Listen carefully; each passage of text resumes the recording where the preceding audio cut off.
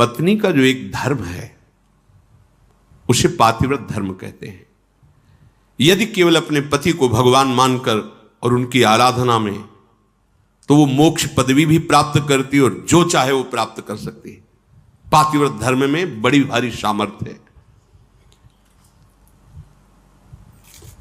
सच्चाई की परीक्षा तो तभी होती है जब विपत्ति आती है। तुम धैर्यवान हो, तुम धर्म आत्मा हो, तुम हमारे मित्र हो या तुम हमारे अर्धांगिनी हो, इसका परिचय तो तभी मिलता है जब विपत्ति हो। अर्थात मित्र विपत्ति में हो तो उस समय उसे छोड़ना नहीं चाहिए। तुम विपत्ति में हो तो धर्म नहीं छोड़ना चाहिए, धैर्य नहीं छोड़ना चाहिए।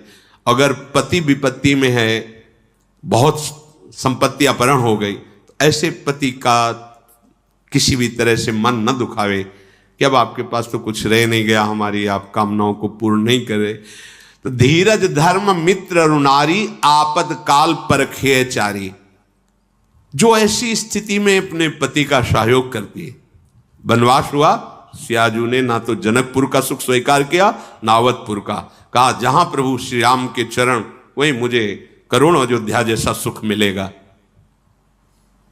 यदि कोई स्त्री, अनुसुईया जी उपदेश करें सियाजू को, अपने पति का किसी कारणवश अपमान, धन नहीं है, उतना विद्वान नहीं, उतना ज्ञान नहीं, और तुम्हारे ही कर्मवश तुम्हारा पति बना है, उसका अपमान, पातिव्रत धर्म की यहां चर्चा करें। क्योंकि सबसे बड़ी पतिव्रताओं में शिरोमणि हैं श्री अनुसुईया जी, जिन्होंने भगवान हरि, हर और ब्रह्मा को 6-6 महीने के बालक बना दिया अपने पातिव्रत धर्म से। वो कह रहे हैं कि पति का अपमान न करें, अपने भगवान के समान समझे। यहां पातिव्रत धर्म की चर्चा प्रपंच की नहीं, बात यहां बहुत अध्यात्म की चरम ऊंचाई की बात करें अनुसुईया जी। इसको लौकिक में घसीटोगे ना तो ये तर्क वितर्क के सब। अगर हमारा इष्ट धर्म जोर का है ना, तो सामने कुछ हो ही नहीं सकता। इसका प्रमाण हम तुम्हें देते हैं। जालंधर राक्षस और वृंदासती परम पवित्र चिदानंद भगवान को पति वरण करने के लिए तपस्या कर रही। देवर्षि नारद जी आए, तुम्हारा क्या उद्देश्य है? तो वृंदा ने कहा हमारा उद्देश्य है भगवान श्री हरि को पति रूप में प्राप्त करना। तो उनका पहले तुम्हारे पातिव्रत धर्म की परीक्षा होगी, तुम एक निष्ठ हो कि नहीं, तो आज्ञा कीजिए। उनका जालंधर को पति रूप में स्वीकार करके और पातिव्रत धर्म को आप प्रमाणित कीजिए, नारायण तुम्हें पति रूप में प्राप्त हो जाएंगे। कोई भी बड़े से बड़ा देवता जालंधर का बाल बांका भी नहीं कर पाया। क्यों? क्योंकि सती अपने सतीत्व में सब देवताओं ने विनय की कि वैसे आराधना तो आप ही को पति रूप में प्राप्त करने की थी, नाथ आप स्वीकार कीजिए, नहीं तो जालंधर का आतंक, राक्षस और पतिव्रता वृंदा, वही तुलसी जी के रूप में और शालिग्राम के रूप में श्री हरि। आज भी उनका ब्याह किया जाता है, पूजन किया जाता है, तुलसी जी चढ़ाई जाती। जब हम किसी को इष्ट मान लेते हैं तो उसमें दोष दृष्टि नहीं होती, और जब हमें प्यार होता है ना तो उसका दोष भी गुण ही नजर आता है। और सच्ची बात है कि सबके हृदय में भगवान बैठे। यदि हमारी निष्ठा है तो तुम हिल नहीं सकते, हमारी निष्ठा के विपरीत नहीं चल सकते। जब भगवान नहीं चल पाते तो तुम तो इंसान हो।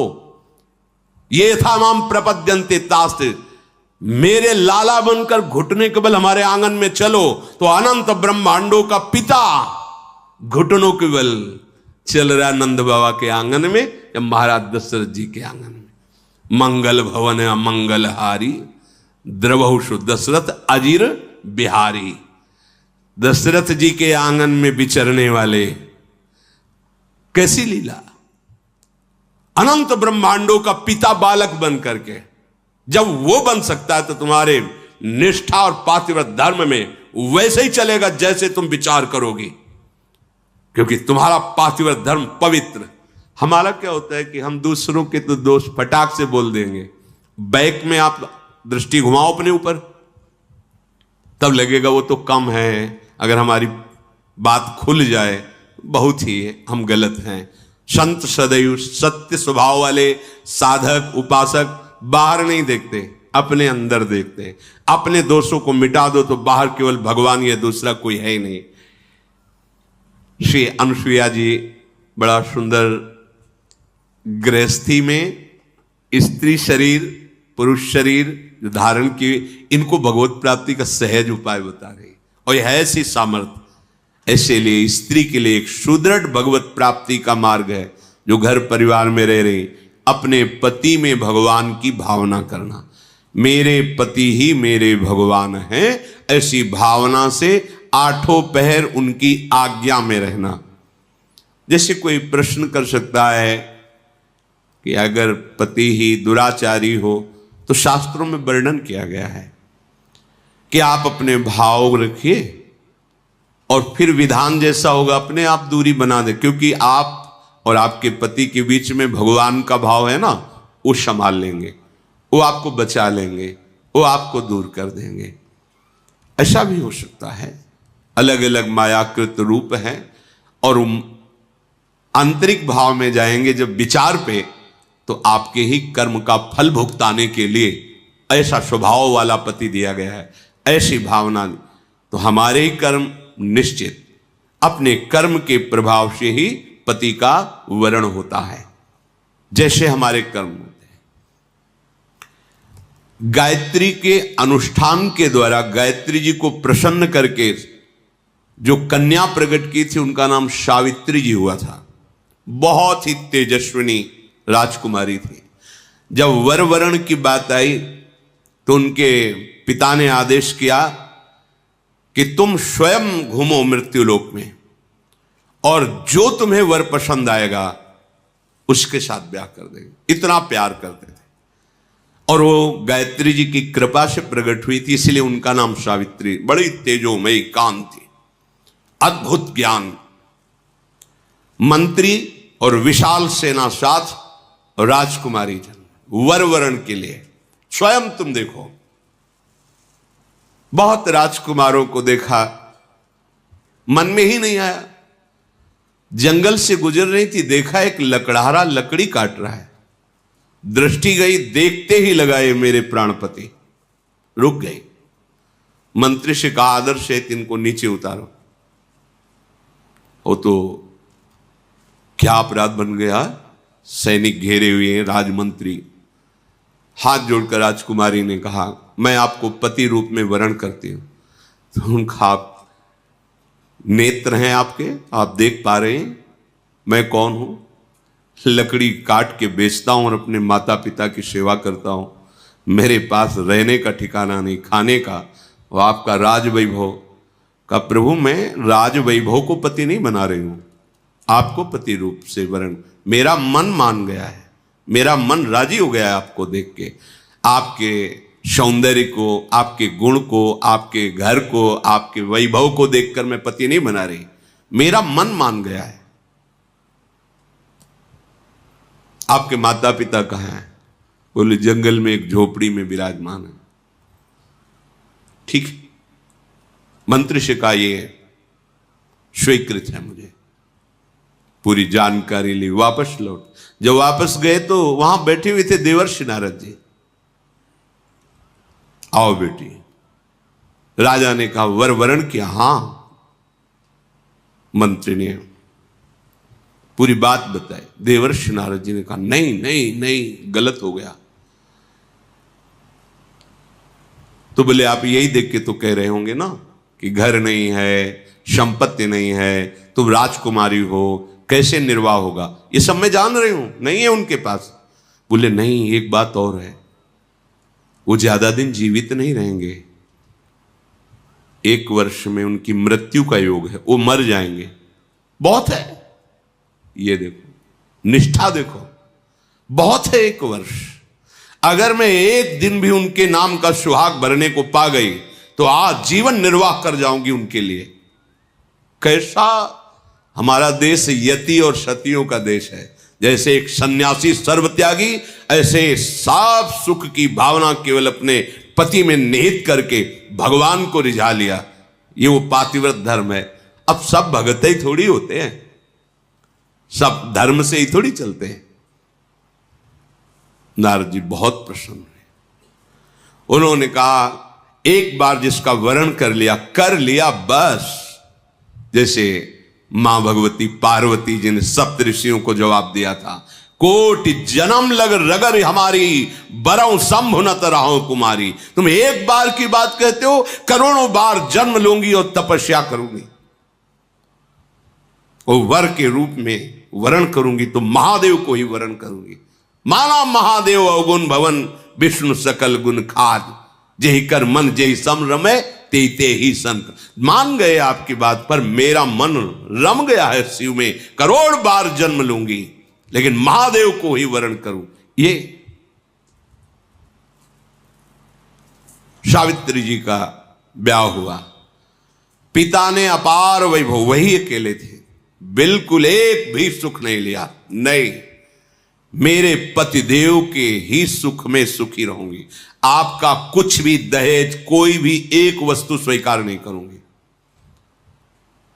बहुत सत्यवान जी प्रसन्न हुए, उनका नाम सत्यवान था, और कहा प्रिय, पता नहीं किस पुण्य और सौभाग्य से तुम्हारी जैसी हमें पत्नी मिली। वैसे मैं भी एक राजकुमार हूं, मेरे राज्य का अपहरण कर लिया गया वैरी राजाओं ने। मेरे माता पिता वयोवृद्ध थे, उनको लेकर मैं जंगल भाग आया हूं और वास कर रहा हूं। पर मैं तुम्हें कैसे, उनको ये पता नहीं कि मैं 1 वर्ष की आयु, लेकिन सावित्री जी को पता है, मैं तुम्हें कैसे सुख प्रदान कर सकूं। बोले भगवान, बस आपकी चरण सेवा करके आपको सुखी देखकर मैं परम सुखी रहूंगी। सुबह वो लकड़ी काटने के लिए चले, वो साथ चले, उनका नहीं, हमारे माता पिता की सेवा में रहो, जो आज्ञा। और वो जिस दिन से ब्याह हुआ था उस दिन से तिथि गिनना प्रारंभ कर दी। धीरे धीरे जब कुछ महीने व्यतीत हुए, उन्होंने अन्न छोड़ दिया। सत्यवान ने पूछा क्यों? बोले हमारी कुछ मन में ऐसी कामना है कि मैं नियम पूर्वक रहूं। कुछ समय व्यतीत हुआ, जल छोड़ दिया, वायु पी करके केवल मंत्र जाप करते हुए कि पति का शरीर छूटा मैं अपना शरीर रखूंगी नहीं, छोड़ दूंगी। और जब वो तिथि आई, उनका आज भगवान मेरी इच्छा है कि आपके साथ में वन में चलूं। तो नहीं माता पिता, आज तक आज्ञा मानी, केवल एक दिन, आज केवल, फिर जैसी आपकी आज्ञा होगी, पर आज आपकी आज्ञा उल्लंघन करूंगी और आपके साथ चलूं। उनको पता था आज आखिरी दिन है, सत्यवान को पता नहीं था। गए, चलो तुमने पहली इच्छा प्रकट की है, अभी तक कोई इच्छा ही नहीं प्रकट की थी, और वो भी इच्छा अपने पति के अंतिम दर्शन और वही प्राण त्यागना, निश्चय इनका यही था। लकड़ी काटने लगे। बोले सावित्री, ऐसा लग रहा है मेरा सर फट रहा है। बोले भगवान नीचे आ जाइए, समझ गई हूं, आप लेटिए। सर को अपनी गोद पे रखा और मंत्र चल रहा है, शांत, देखती कौन आता है और मेरे पति का स्पर्श करता है। ब्रह्मचारिणी पातिव्रत धर्म से युक्त गायत्री के अनुष्ठान से प्रकट हुई और मंत्र चल रहा है। यमदूतों की तो सामर्थ्य नहीं, साक्षात धर्मराज है, यमराज रूप में नहीं, धर्मराज के रूप में। उनके 2 रूप हैं। पापियों के लिए ये भयानक यम रूप, जो यमदूत पहुंचते हैं, महान दंड देते हैं, लेकिन जो धर्मात्मा पुरुष होते हैं, जिससे पाप और धर्म दोनों, फिर वो उनके लिए थोड़ी सुविधा होती है। और जो धर्मात्मा पुरुष होते हैं वह साक्षात धर्मराज पहुंचते हैं, लेकिन जहां भक्त होते हैं वहां भगवत पार्षद पहुंचते हैं, ऐसे नहीं।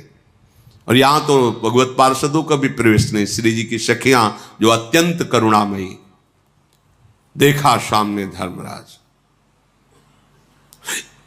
मंत्र का प्रभाव, मूर्तिमान धर्मराज सामने। उनका बेटी, तुम्हें धैर्य धारण करना होगा। वो मूर्छित हो गए सत्यवान। उनके आते ही प्रक्रिया है प्राण घसीटने की, मूर्छा गए। तो उनका भगवान, ये मेरे पति हैं,